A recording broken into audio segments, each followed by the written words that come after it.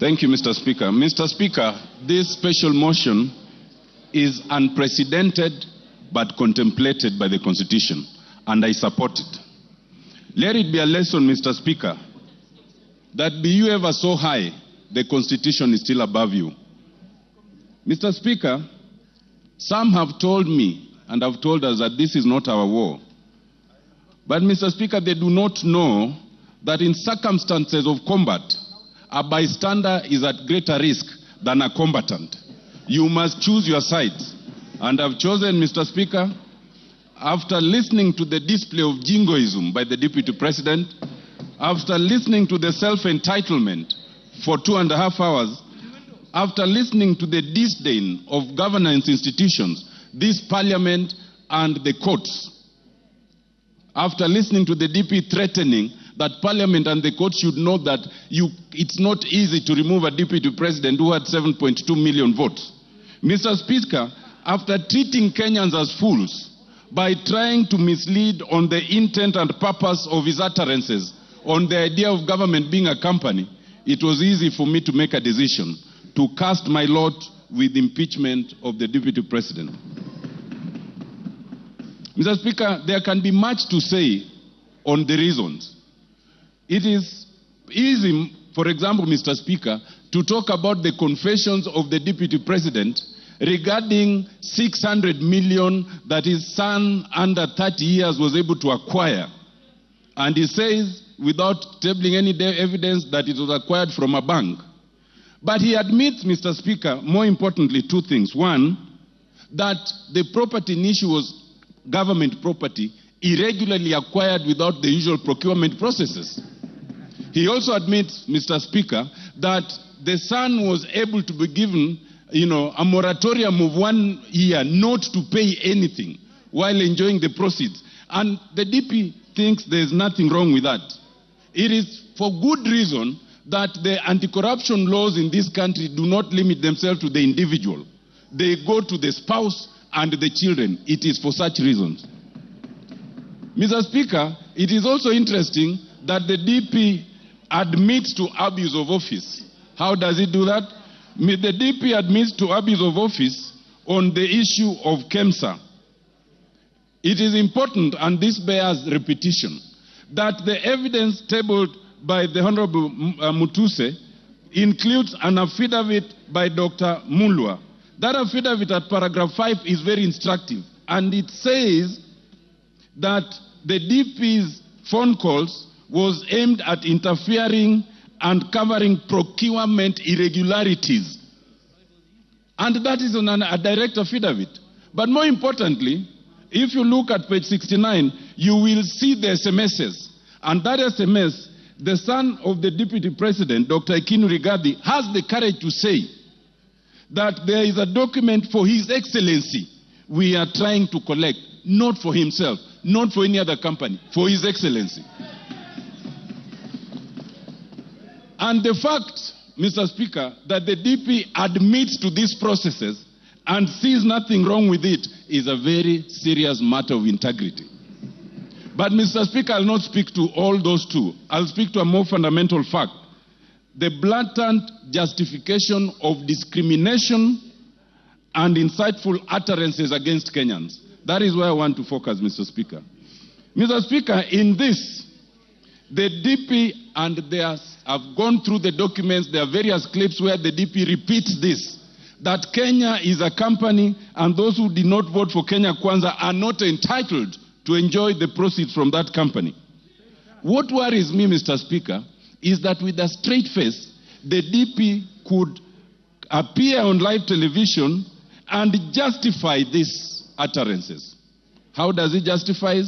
He says that he is entitled to do that because there are some partisan political agreements or promises that were made.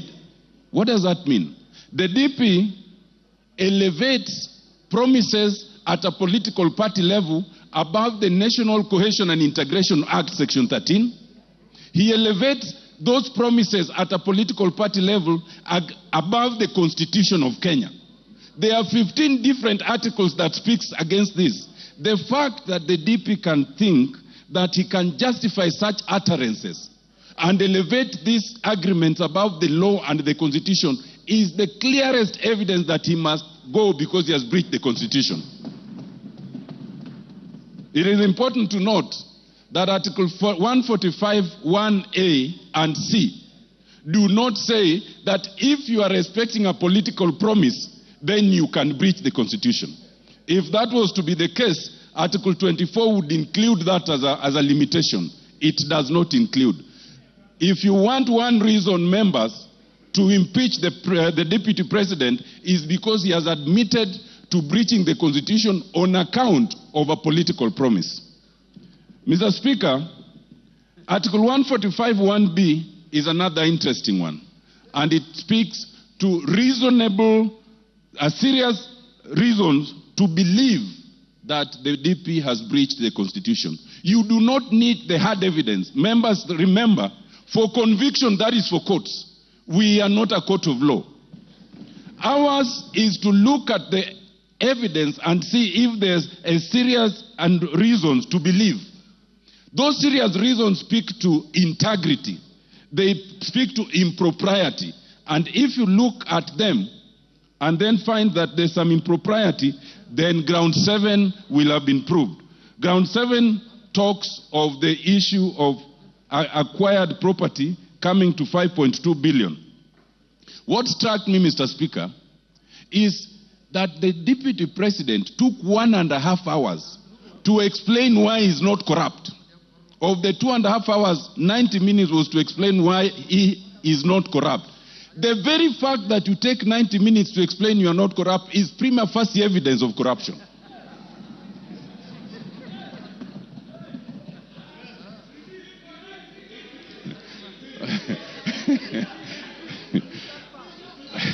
Mr. Speaker, for one who is not corrupt, you can explain it in a sentence, period.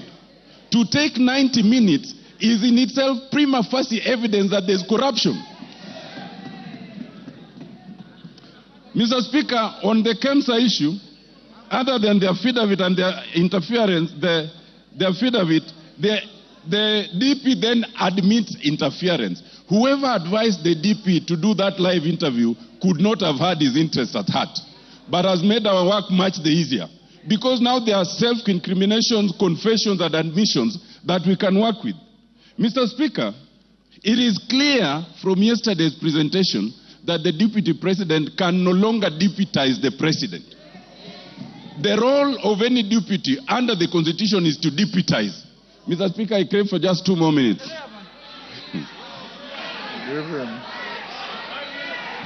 So that, Mr. Speaker, even the fact, Mr. Speaker, it is not a ground of the impeachment by Honorable Mwangi Mutuse. But it has become a clear ground from yesterday's interview that the DP is incapable of deputizing the president. And if we needed an independent ground, that is very clear. It is also clear that the DP can no longer be part, very clear. It is also clear that the DP can no longer be part of a cabinet. It is a basic rule in terms of labor law. If you cannot work with your boss, if you insubordinate your boss, if one person is to go, is the subordinate, not the boss.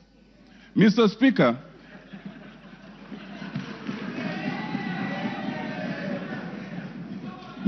I want to just close by addressing one issue, and it bears address.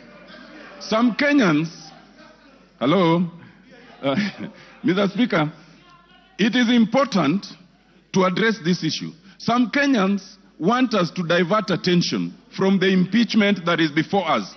There's only one impeachment motion before us, and it's in respect of the deputy president. Now, some people have said, kufa makanga, kufa dereva. Now, let me explain to you. First of all, when you say kufa dereva, kufa makanga, you must remember that in that bus there are passengers. And those passengers can die if you are reckless.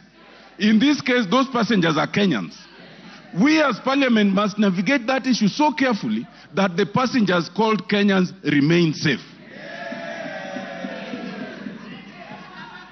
Mr. Speaker, that is extremely important. Why? we are in a very unique position where we have a president and a deputy president, but we do not have an IBC. If anything happens right now, as we are going to, if we impeach the deputy president as we want to, as we need to, the position can be filled even without an IBC. But if there is no president and there is no deputy president, only the speaker can act for 60 days. Within those 60 days, there must be an election. We cannot currently have an election because we have no IBC. To have IBC commissioners, you need a president to nominate the board that will select them. Once the board is nominated and they propose a name, then the name must be forwarded again to us, and it's only the president who can nominate them. In other words, if you say kufa dereva kufa makanga, you want absolute turmoil for all the Kenyans to die in that accident. That would be a very reckless act. Mr. Speaker, I am convinced, having looked at the deputy president, having listened to him, that the deputy president is not remorseful. He is not sorry for any utterances. He is not prepared to change. He is a man who must be saved from himself by impeachment. Thank you, Mr. Speaker. I support.